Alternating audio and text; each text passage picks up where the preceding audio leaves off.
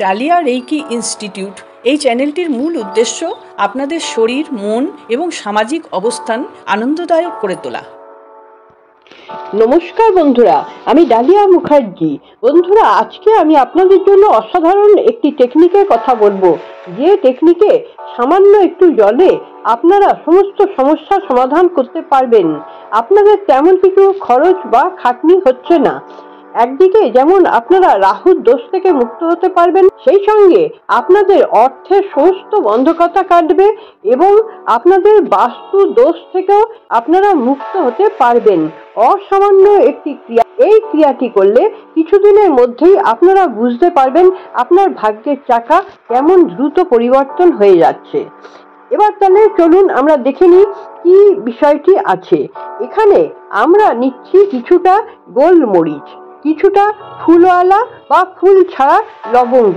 আপনারা দেখেছেন বিভিন্ন টোটকায় ফুল ছাড়া লবঙ্গগুলি কাজে লাগে না, কিন্তু আজকের এই টোটকায় আপনি ফুল ছাড়া লবঙ্গগুলিও কাজে লাগাতে পারবেন। সেই সঙ্গে লাগবে কিছুটা দারচিনি এবং কর্পূর। এইসব জিনিসগুলোর কোনো মাপ লাগবে না, আপনি আন্দাজ মতো নিয়ে নিলেই হবে। আমি দেখছেন কিরকম ভাবে নিয়েছি, এইরকম ভাবে আন্দাজ করে নিয়ে নেবেন। এবার দেখবো আর একটা জিনিস, দেখুন, যেটা হচ্ছে তেজপাতা। আমরা যখন কোনো টোটকা বা ক্রিয়া করার জন্য তেজপাতাগুলি নিই, সেই তেজপাতায় কিন্তু বলা হয় ফাটা, ফুটো, ছেঁড়া এইসব পাতাগুলি চলবে না। তবে এখন তেজপাতার মধ্যে বেশিরভাগই এইরকমই থাকে। তা আমাদের এই রেমেডিতে আজকে ফাটা, ফুটো, ছেঁড়া যে কোনো রকম তেজপাতাই কিন্তু আমাদের এই রেমেডিতে কাজে লাগবে। এবার আমরা কি করব, সব জিনিসগুলো একসঙ্গে আমরা পেস্ট করে নেব। সেটা মিক্সিতেও হতে পারে বা আপনি শিলনোড়ায় বেটে পেস্ট করে নিতে পারেন। জল ছাড়া, এক ফোঁটাও জল কিন্তু ছোঁয়াবেন না। এই জিনিসটা আপনার ভাগ্যের চাকা ঘুরিয়ে দেবে রাতারাতি। এবার ভালো করে জেনে নিন আপনি জিনিসটা কিভাবে ব্যবহার করবেন।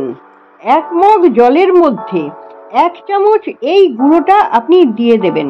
এবার জলটা আপনাকে ছেঁকে নিতে হবে ছাঁকনির সাহায্যে। এই জলটাই আপনার সমস্ত সমস্যার সমাধান করবে। এই জল তৈরির কাজটি আপনি যে কোনো সময় করে রাখতে পারেন। এটা নয় কি বহুক্ষণ আগে করেছি সেই জলটাই হবে না, এরকম কিন্তু নয়। আপনি আগেও করে রাখতে পারেন, আবার যখন চান করতে যাবেন তখনও করে রাখতে পারেন। আমার ছাঁকনিটার মধ্যে দেখুন অনেকটা রয়ে গেছে, কারণ এই জিনিসগুলো আমি ফেলে দিই না, এগুলো শুকিয়ে আমি গাছের মাটিতে পাইল করে দিই, এতে পোকামাকড়গুলি দূর হয়ে যায়। আচ্ছা, আপনারা নাও করতে পারেন, ফেলে দিতে পারেন। এবার কি করবেন, যদি আপনি অর্থের জন্য কোনো রেমেডি করতে চান, তাহলে এই জলের মধ্যে একটুখানি এলাচ গুঁড়ো, ছোট এলাচের গুঁড়ো, সেই এলাচ গুঁড়ো আপনারা এর মধ্যে মিশিয়ে দেবেন, দিয়ে স্নান করবেন। স্নানের শেষের দিকের জলটা আপনি গায়ে মাথায় ঢেলে দিতে পারেন। এতে দ্রুত আপনার সমস্ত অর্থের বাধাগুলি কেটে যাবে। অর্থের জন্য আপনাদের কিন্তু এই কাজটি 21 দিন টানা করতে হবে। এছাড়াও বৃহস্পতিবার দিন সকালবেলা ঘুম থেকে উঠে এই জলের মধ্যে একটুখানি হলুদ মিশিয়ে আপনি সদর দরজায় ঢেলে দেবেন। তারপর সেই সদর দরজা আপনি মুছে নিতে পারেন, কিন্তু তারপর পরিষ্কার জল দেওয়ার দরকার নেই। আর যারা মুছে দেন না, এমনি এমনি শুকিয়ে যায়, তাদের তো কিছুই করতে হবে না।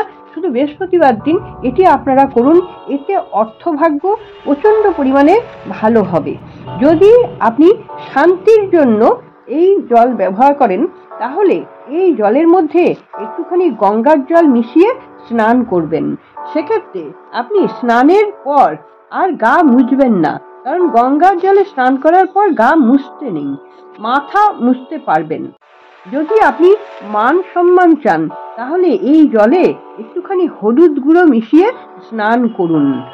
যদি আপনি আপনার অরা পরিষ্কার করতে চান, তাহলে এই জলে সন্ধক লবণ মিশিয়ে স্নান করুন। এক্ষেত্রে জলটা কিন্তু আপনি মাথায় দেবেন না, তাহলে কিন্তু চুল উঠে যাবে। মাথা বাদ দিয়ে অন্য জায়গায় দিয়ে দেবেন। তারপর আর ভালো জলে স্নান করার দরকার নেই। যদি আপনার মনে হয় ভালো জলে স্নান করবেন, আপনি করতে পারেন।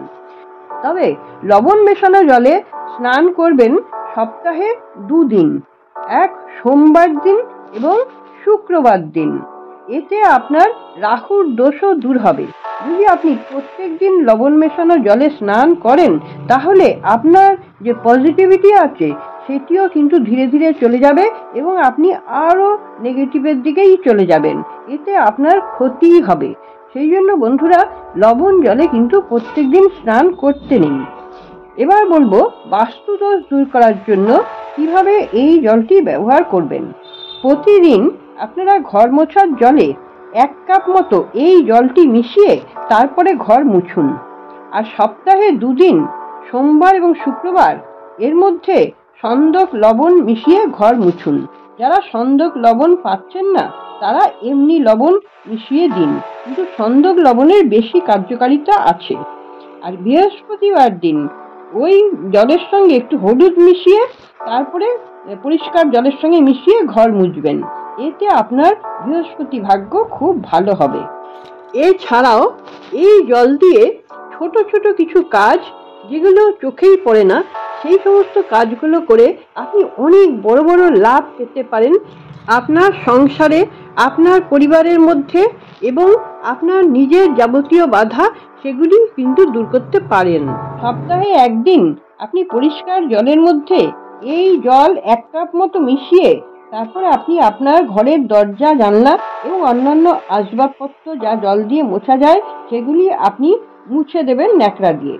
এবং প্রত্যেক দিন পারলে সকালে এবং সন্ধ্যায়, যদি না পারেন তাহলে শুধু সন্ধ্যায় কিছুটা তেজপাতার সঙ্গে এই গুঁড়ো মিশিয়ে জেলে দিন এবং সমস্ত ঘরে ধোঁয়া ছড়িয়ে দিন।